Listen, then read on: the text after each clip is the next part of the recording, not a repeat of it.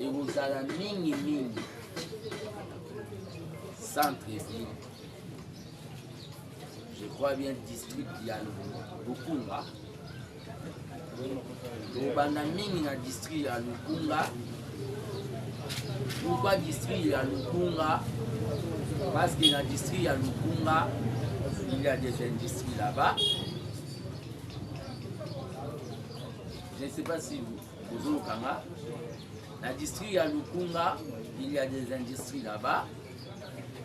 Et à part ça, dans le district à Lukunga, il y a ce qu'on appelle d'autres pays, des expatriés. Vous comprenez? Et deuxième lieu, tout ça là, par rapport à la mission de la régie au Babeni, les devants de la parcelle. C'est-à-dire,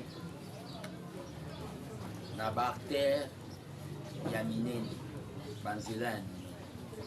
Cela ne veut pas dire que Torotika Katianda. C'est pour cela que vous avez dit, vous avez entendu dans le lobby, nous allons travailler avec le bourgmestre Katianda, avec le chef du quartier Katianda.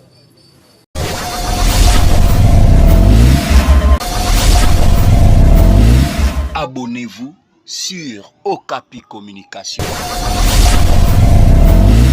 Abonnez-vous sur Okapi Communication. Abonnez-vous. Je vous cite, pas même un mois, les gens commencent à appeler jour et nuit. C'est que nous allons réussir avec Obabengi la participation de la population quinoise et quinoise. C'est pour cela que nous allons continuer à multiplier des communications dans la plateforme Nyonso. Et nous allons faire Obabengi une communication de proximité. C'est-à-dire, dans les jours où Zoya, c'est boulevard Lumumba, des robots, il y a Senwe, jusqu'à l'aéroport. Batouba Zonga, 2 mètres en arrière. Au Tekana boulevard, au Tiebiloko, non vraiment dans le trottoir. Sauf piné moko, la voiture, les cas de contrôle technique, et l'ombo et Betcho Natolo. Nous allons prendre des mesures impopulaires. Les gens vont critiquer, mais après les gens vont applaudir. C'est-à-dire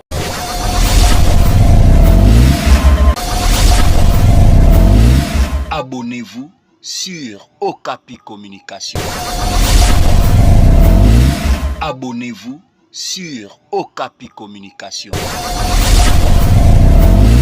Abonnez-vous. Mais je vous assure que le gouverneur Daniel Bumba va mettre les moyens. L'hasard dans la vie n'existe pas. Il est de mon parti politique, il sait pourquoi il m'a nommé. Quelque chose peut assurer les Quinois et Quinois et Zanine. Je suis le meilleur mobilisateur que l'UDPS n'a jamais eu, même dans le passé, même dans les temps actuels. Je suis le meilleur. Et l'assainissement, c'est la mobilisation.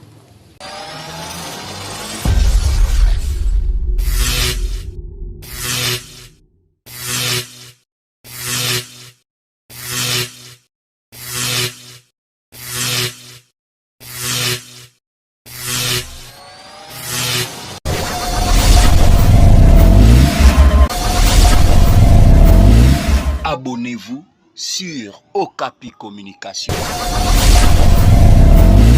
Abonnez-vous sur Okapi Communication. Merci beaucoup à la presse, et j'appelle de la liberté, s'il vous plaît, avec les téléphones là, ça va pas.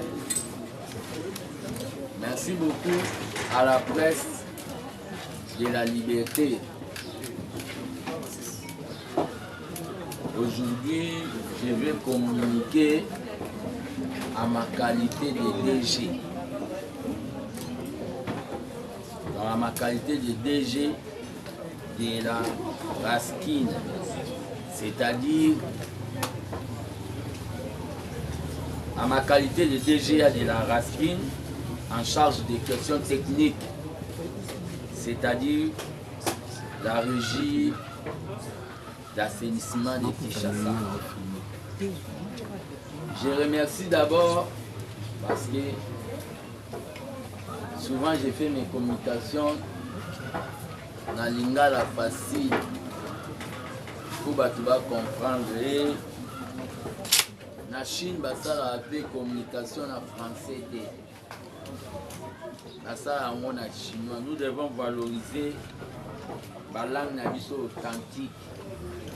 Et la mission que nous avons, c'est aussi une mission de sensibilisation de la population de la ville-province de Kinshasa, Naoba Bengi, Makambo Etali, assainissement et salubrité. Je commencerai par nous mélanger parce que le document est en français. Mais pour comprendre Mambo na Zoloba, na Okotape, na Ndinga, na Lingala. Je remercie l'Éternel Dieu pour appeler Saka, personne ne l'impose le temps de faire quelque chose.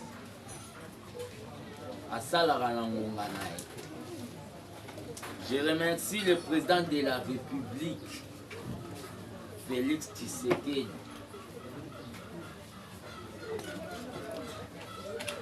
d'avoir validé facilement nomination d'Angaï pour le gouverneur Daniel Bumba Lubaki en concertation avec son vice-gouverneur Edi Yele Basalaki à ma personne. Je remercie le gouverneur Daniel Bumba Lubaki. Je remercie Batunyoso Bayambaki, nomination Nangaï avec joie. Oba Lobaki, Oba reconnaissaki combat Nangaï de longue date. Je remercie.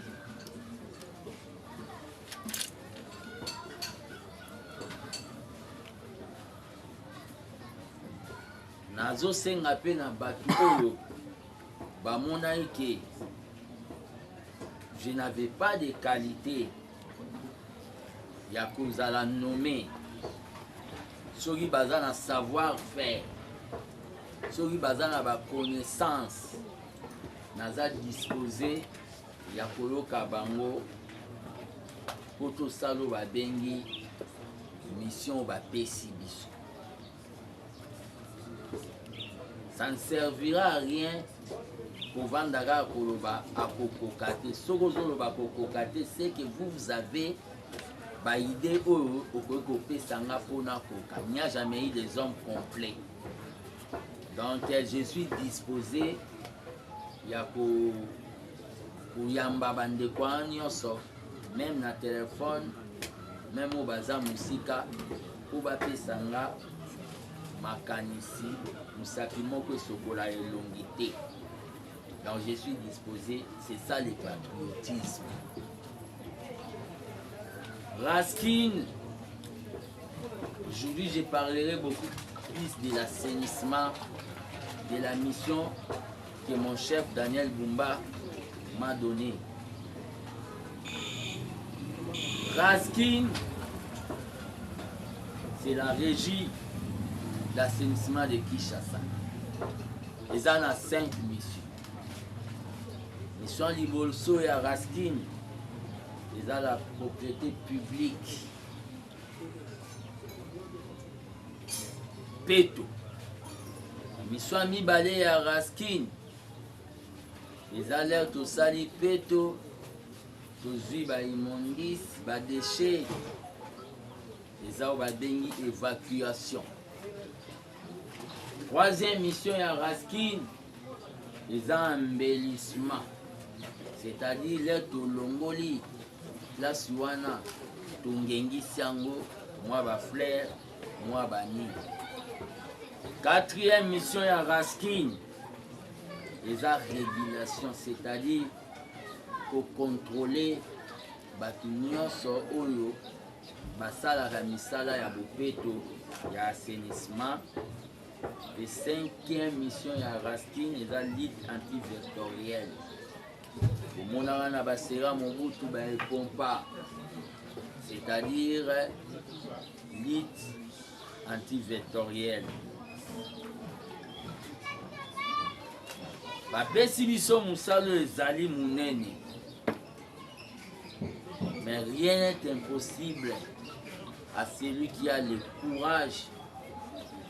Rien n'est impossible soki tosali yango biso nyonso bakinoise na bakinois.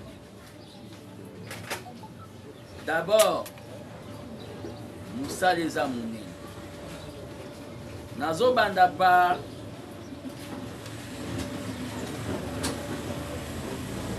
kosenga na badéputé provinciaux ya ville province de Kinshasa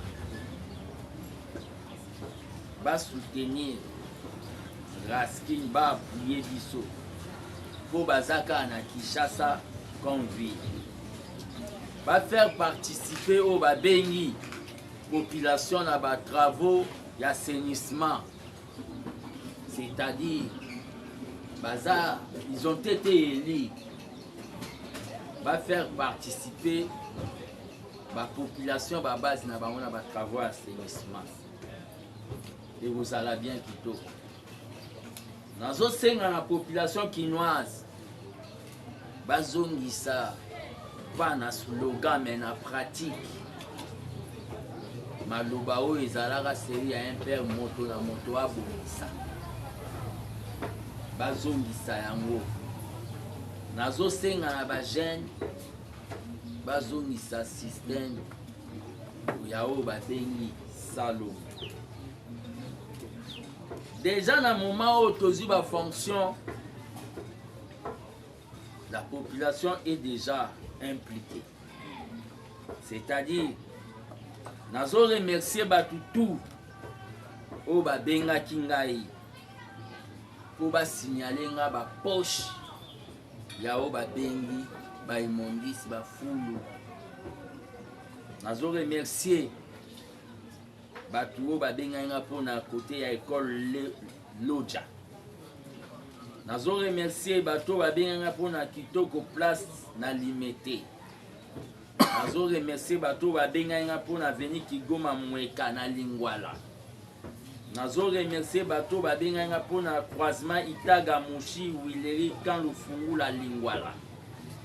Nazo remercier bato babenga pour na saut de mouton Pascal école Luka. Nazo remercier bato babenga pour na croisement Itaga Dodoma Barumbu. Nazo remercier bato babenga pour na rivière Munguludia kana Matete Lemba oyo et ça la débordement pour na inondation. Nazo yebisa pe na bato nyonso bazolandanga na moment oyo. Appelez-moi pour m'indiquer au babengi Bafoulou ba salité ba place où ils ont ba problème na plus 243 085 084 65 55. Je répète encore 085 084 65 55 na yambanga mo pe équipe et beaucoup.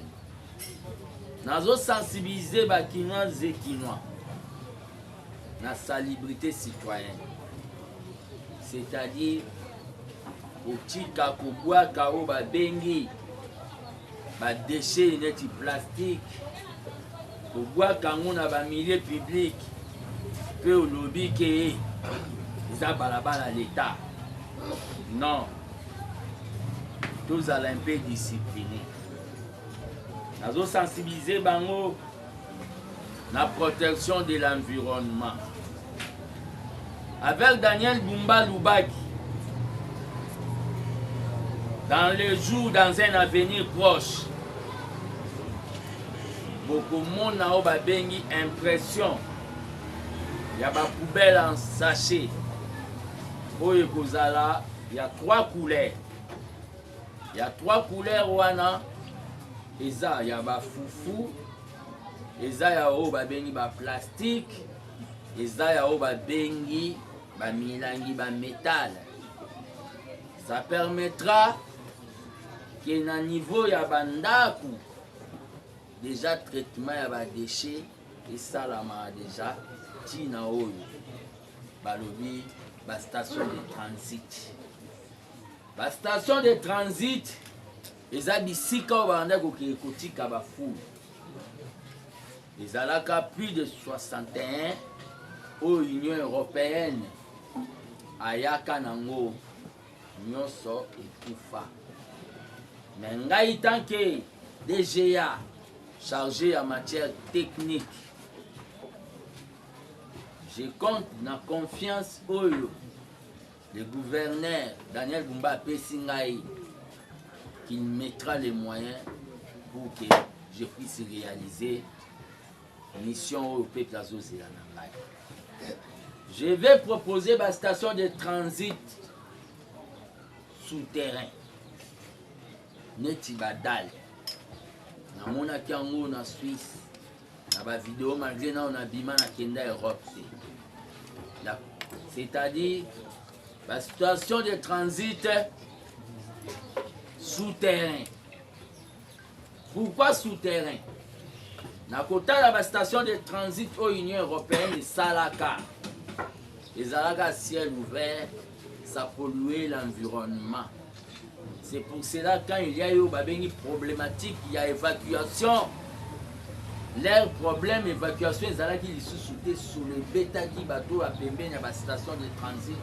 Station de transit, ils allaient ici, bateau à pousse bayaka, batiki matiti, pour bazomba memango, na place où il y a transformation. Mais ça a mis que la station de transit en a tellement qu'il y a polélé. Et puis ça qui solo, et puis ça qui maladie, et puis ça qui banzige. Moi, tant que DGA, il y a régie, numéro 1, il y a assainissement, il y a ville. Je suis en train de proposer la station de transit souterrain. Nous avons lancé appel. Nous avons bengi. Nous avons lancé appel.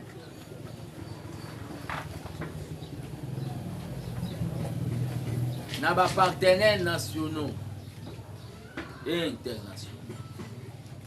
Pourquoi nationaux? Il y a des Congolais au bazar na Bangé. Par rapport à l'immondice, la production de l'immondice dans la ville de Kinshasa. Ça,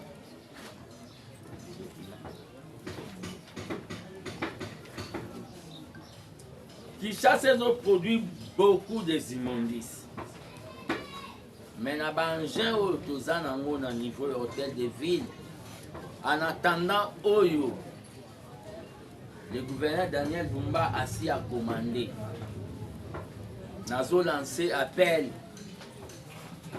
na ba Congolais au bazar na Bangé. Bozali na yango. Pe nazo senga na ba Congolais. To suka kaka te na osombaka ba 207. To suka kaka na yango te. Na osenga na ba Congolais ba na Bangé. Bakoka kobenga nga pe tokutana dans le but tochao babengi Arsenal, une machine d'offensive contre les immondices. Mais nasengi na bango bongo mpe nayebisi na bapartenaire internationaux oyo bayaka lobi mpo bainvestir na makambo etali assainissement oyo bazwaka déception nazwa assure bango ke avec Daniel Bumba Lubaki ils ne seront pas dessus. C'est-à-dire venez avec vos projets réels pour toyeba ndeni mutosola po elanga ya baimondisi na Kinshasa eza monene. Donc on ne peut pas monopoliser ça kaka biso moko na niveau ya hôtel de ville. Nazo senga na bango lobi ozwaki déception, mais maintenant il y a un combattant, un Tshisekedi, des fondamentaux de Tien Tshisekedi n'a pas fonction, vous ne serez pas dessus. Nazoya lisusu koyebisa na population. Bayebaki. La ville de Kinshasa, ndenge zawana, ba desho elongwaka eza nango kaka 25% nde balongolaka. 75% ya ba déchets etikalaka à cause ya o babengi manque ya bangin, à cause pe ya o babengi absence ya volonté politique, parce que na makambutu c'est la volonté politique. Nous avons commencé à descendre, on n'a pas eu au babengi les frais d'installation, parce qu'on ne pouvait pas aussi donner les frais d'installation au moment où on a tout ça qui remise les présidents. Mais dans les soucis patriotiques, nous avons fait au babengi ba descente na Makala, la quartier des Bonhommes, et nous allons continuer dans d'autres communes. Dans le moment où Tozoloba, nous lançons l'appel na batu nyonso au bazar na domaine de l'assainissement. Notre objectif est d'assainir la ville de Kinshasa, de lutter contre l'insalubrité, de créer des emplois indirects, directs en faveur des Kinois. Comment on peut créer les emplois en faveur des Kinois? Les lobiso tout au lit la kalwalaba pour bazana mine. Mais biso pe bafou na biso eza richesse. Eza richesse na ndenge nini. Ce qui te mettre en place au balobi ba usine ya transformation ya ba déchets ya solo ya kobu bate. Ce qui te tie yango to sala ba pavé écologique na ba déchets plastiques, to kosala ba bengi carburant na ba déchets plastiques, to kosala o ba bengi ba fumier pona bilanga ya ba mama maraîchère na ba déchets plastiques. Donc Kinshasa pe ekoma na richesse nango moko oyo uti na libele ya bafu babenga yango économie circulaire. C'est pour cela nous allons créer des emplois pour les Bakinoises et des Kinois.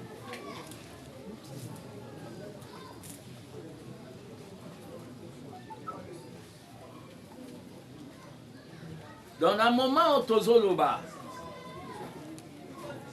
nous avons besoin de moyens matériels.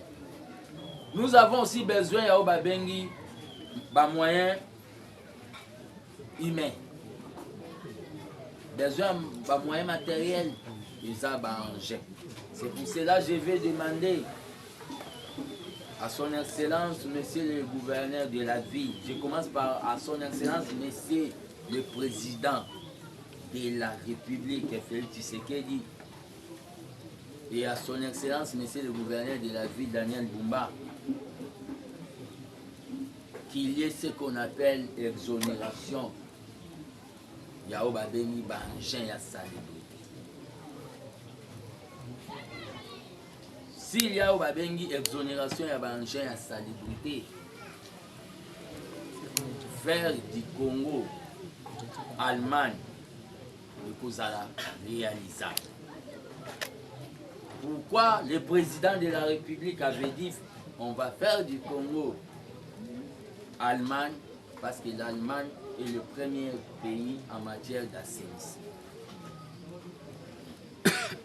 Nazo Senganaba Congolais. Il y aura une forte campagne de sensibilisation sur la discipline.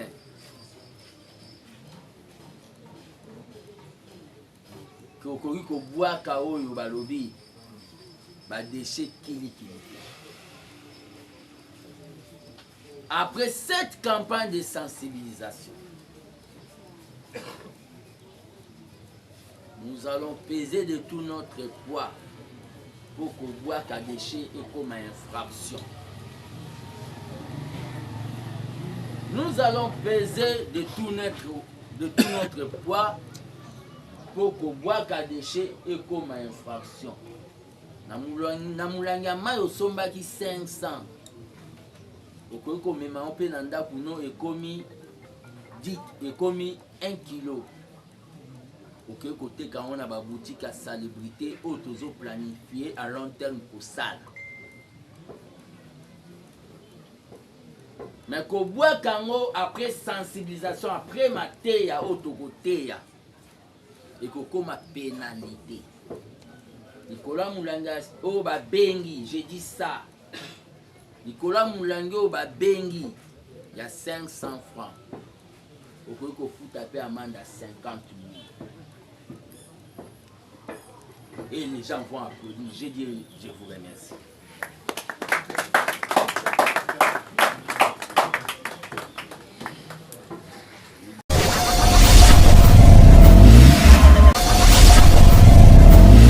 Abonnez-vous sur Okapi Communication. Abonnez-vous sur Okapi Communication. Abonnez-vous.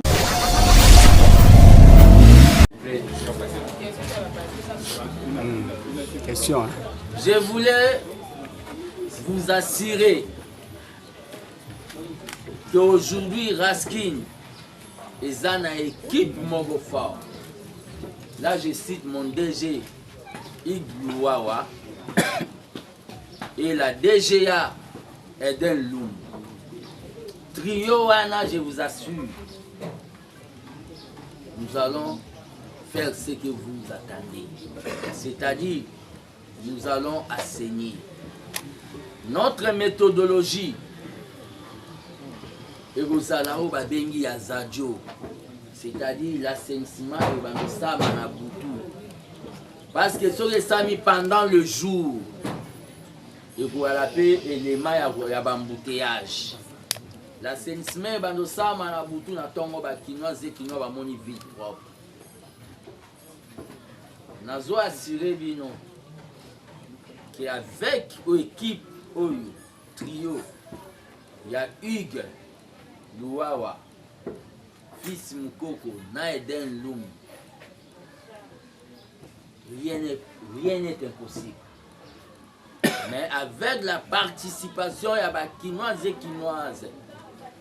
Ndenge bakomi da kobenga. N'hésitez pas à signaler. N'hésitez pas, je félicite vraiment Bao ba signaler. Et je répète encore mon numéro. C'est plus 243 85 0 84 65 0 85 0 84 65 55. C'est ça mon numéro. Nous nous prions un Dieu qui n'a jamais échoué. Merci. Question. Question, hein? Question. Merci beaucoup. Moi, c'est Junior Moewabu, Okapi Communication. Merci na DGA Fils Moukoko pour exposer na yo. Et personnellement, je vais dire que c'est une occasion au bapesi na carrière politique. Na obengango passe à nord. Mais ça passe à nord, oyo etombola yo pasa nord OP ekodisqualifier yo na carrière parce que na mboka na biso soki eza na département eza passe eza problème ya assainissement. Question na ngeza mwana mboka Timothée Lenoir, je crois que na ba intervention na d'après ba investigation ne alobi plus de 50 millions au bauta ekopesa na gouverneur Daniel Bumba pour l'assainissement ya ville à Kinshasa. 51 millions de quoi? Des millions de dollars pour na au bauta pesa Daniel Bumba pour l'assainissement. Mais na aucun exposé nous tu as parlé seulement na ba députés provinciaux. Na otuna makanisi ni ozana ngo pour na ba bourgmestre na biso ya ville province à Kinshasa. Parce que toyo kaka que ba bourgmestre chaque année bazwaka montant mobo pour l'assainissement. Mais on a comme l'impression que ba bourgmestre baza vraiment démissionnaire. Est-ce que mbano kozalate na hôtel de ville pour na ba bourgmestre na biso? Parce que tu peux travailler aujourd'hui, mais si tu n'as pas l'appui ya ba bourgmestre et zaelo moi passi. Tout le monde a un château, tout le monde a 2 pouces na kati ya commune. Mais apparemment c'est comme si ba bourgmestre ba sala até. Tozan ba bourgmestre auto yebi na ville à Kinshasa. Moko to mibale auto mona rande ba sala la salon, mais les autres là ba sala até makanisini ozalango pona ba bourgmestre. D'abord merci pour la question. Je félicite déjà le bourgmestre de la commune, de la première commune de Kinshasa, le bourgmestre de la commune de Kinshasa.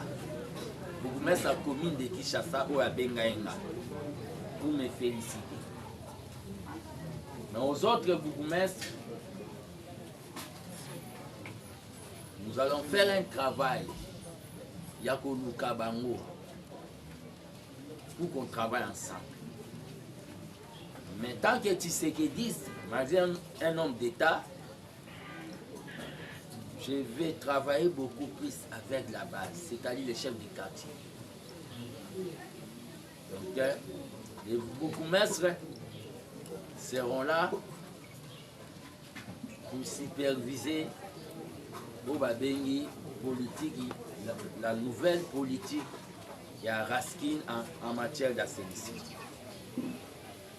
En rapport avec ce que vous avez dit, je ne sais pas là où les messieurs que vous avez cités a eu des données. Mais je vous assure que le gouverneur Daniel Bumba va mettre les moyens. L'hasard dans la vie n'existe pas. Il est de mon parti politique, il sait pourquoi il m'a nommé. Quelque chose peut assurer les Quinois et Quinois et Sanine. Je suis le meilleur mobilisateur que l'UDPS n'a jamais eu, même dans le passé, même dans les temps actuels. Je suis le meilleur. Et l'assainissement, c'est la mobilisation. Et vous sentez, quand je vous cite, pas même un mois, les gens commencent à appeler jour et nuit. C'est que nous allons réussir avec Obabengi la participation de la population quinoise et quinoise. C'est pour cela que nous allons continuer à multiplier des communications dans la plateforme Nyonso. Et nous allons faire Obabengi une communication de proximité.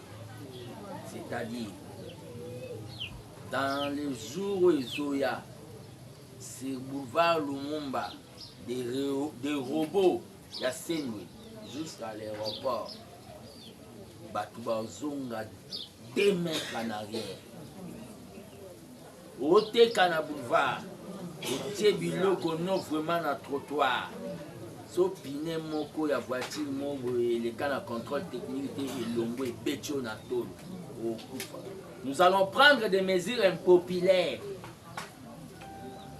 Les gens vont critiquer, mais après les gens vont applaudir. C'est-à-dire les gens, pour faire reculer Bango, avec Obabengi, la police, 2 mètres en arrière. Et pour faire bien les boulots, nous proposons, parce qu'il doit y avoir des sanctions nous proposons au gouverneur de la ville à la création d'une police écologique. C'est-à-dire la police Oyo a une matière d'assainissement. Même si on la police nationale, mais ils doivent être formés dans la matière domaine d'assainissement pour aider sur l'étape à la sanction. Il y aura des sanctions pour sauver notre nature. Merci. Qui avait demandé les premiers? Je prends des questions et je termine. Merci. Merci beaucoup. Armand Mongelaï, Expresso 26 Télévision. Moi, je suis fils mon coco. Félicitations d'abord à la nomination en tant que DG à Raskin. Merci. Tout le monde a organisé point de presse à Mokomo à l'élo. Tout éviter aux yeux, on a une initiative de faire DGA à Raskin. Ou bien aux yeux, on a en collaboration avec le chef Nayo ou la DG à Raskin pour organiser point de presse à Mokomo à l'élo. On a question libre libre. Yami Balé, fils mon coco, nommé DGA à Raskin. Par initiative de notre Zouawana. Pour ça, yango lolenge kani proposer na député provincial moko ou même initiative de l'Assemblée provinciale ou bien vous allez ndengeni parce que le bien encore aboyer tout ça la sensibilisation pour créer la police écologique tout ça la boy plusieurs promesses au salaire pour ça la ndengeni moi détail wana pour que ça va la précision. Merci. Nous sommes en harmonie na DGA Igluawa et on avait fait une descente na Obadeni Matanga ya Jean Moko. Il y a Raskin, on était à 3 toujours, il y a un trio, il y a Igluawa, fils Mkoko, Eden. Nous sommes en harmonie. Il a été informé Naoba Bengi, communication. Ça, c'est le premier point. Makamburo, on ne peut pas nommer quelqu'un sans qu'il puisse avoir une certaine vision. On doit avoir la vision. Hein? On doit avoir la vision pour rassurer aussi aux Kinoises et Kinoises qui est Makambo de Sala. Nous, les députés provinciaux, ils ont dit sauter. Aux Alara, on a besoin de Bango, ceux qui vivent que c'est que les Kambo de Mito Sala et c'est Nakaba. Aux Alara, on a besoin de Bango. Mais ma proposition, l'exécutant, c'est Daniel Lumba-Lubaki. C'est lui qui m'a nommé. Il ne m'a pas nommé là-bas pour que je puisse échouer. Je vous ai dit qu'il va mettre les moyens par rapport, vous comprenez, par rapport à Moussalo à Pessima. Déjà, la place où on a le école Lodja. Kitoko complace limité, avenue Kigoma Mweka, croisement Itaga Mouchi Ouleri, Kanlu Fumula, Lingwala, saut de mouton Pascal, école Luka Kimbanse, croisement Itaga Dodo Mabarumbu, rivière Munguru Diaka. Dis-le quoi, la population doit payer ça. Quand tu as un satellite où il faut détecter les immondices, tu as un côté. C'est déjà, vous voyez que 95%. Il y a opinion qui sont en train de soutenir le travail qu'on va faire. C'est 95%. Mais les 5% où ils ont douté, ceux qui sont patriotes sont bien. Ceux qui vont être patriotes, pas savoir faire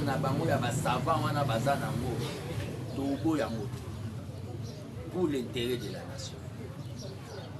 Merci. J'avais dit 3 personnes. Serge Mabobo, Safosi Télévision. Merci pour l'opportunité au DGA Fils Mokoko pour accorder et puis la sécurité par rapport à la promotion.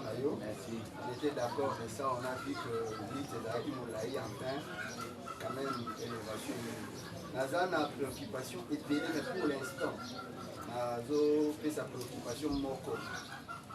Lelo, fils Mokoko, DGA na Raskin. On a assainissement à Ville à Kinshasa. Or, Ville à Kinshasa, c'est aussi une province. Ville à Kinshasa, elle a subdivisé dans 2 grandes parties. Nous avons la partie où on a plus du centre-ville toza mpe na partout babengaka zone rurale.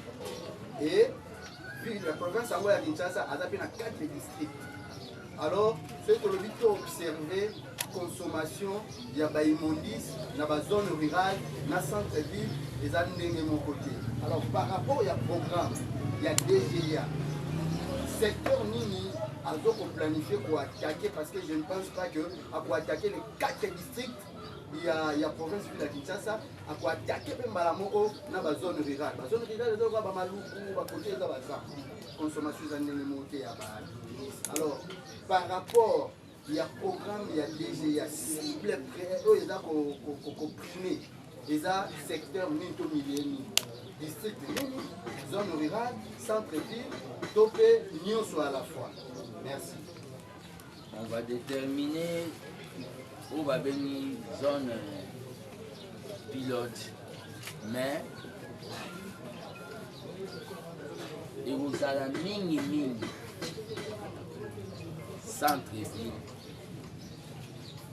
Je crois bien district il y a Lukunga. Vous allez mini dans district il y a Lukunga. Pourquoi district il y a Lukunga? Parce que dans le district il y a Lukunga, il y a des industries là-bas. Je ne sais pas si vous avez Kanga. Dans le district il y a Lukunga, il y a des industries là-bas. Et à part ça, dans le district il y a Lukunga, il y a ce qu'on appelle d'autres pays, des expatriés. Vous comprenez? Et deuxième lieu, tout ça là, par rapport à la mission de la régie au Babeni, les devants de la parcelle. C'est-à-dire, Nabarter, Yamineni, Banzelani. Cela ne veut pas dire que Torotika Katianda. C'est pour cela que vous avez dit, vous avez entendu dans le lobby, nous allons travailler avec le bourgmestre Katianda, avec le chef du quartier Katianda. C'est ça la réponse que je peux vous donner. Je vous remercie d'avoir répondu à cette invitation. La régie d'assainissement de Kinshasa vous remercie. Et j'ai dit, Naba, Kinois et Kinois, avec Dieu, nous allons faire quelque chose. Moto na moto, Abomisa, Bisika, Azali. Merci.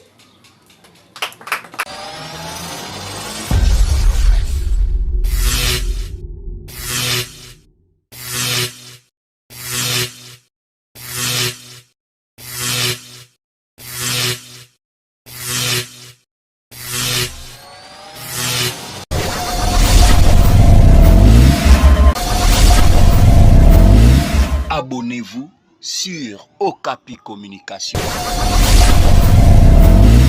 Abonnez-vous sur Okapi Communication.